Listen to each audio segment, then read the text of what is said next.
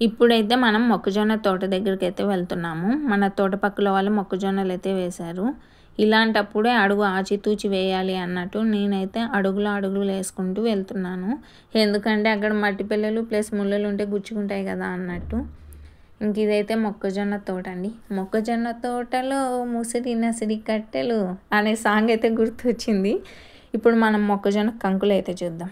ఇవైతే ఇంకా చాలా చిన్నగా ఉన్నాయి. ఇంకొంచెం లావ్ అవ్వాలి ప్లస్ గట్టి పడాలన్నమాట.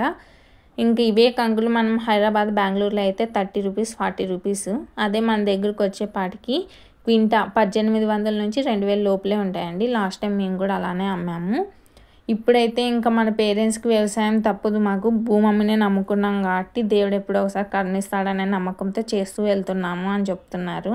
ఇంక ఇవైతే గింజలు ఇంకా పాలు ఉన్నాయి చూడండి. ఇవి కొంచెం గట్టి పడాలన్నమాట.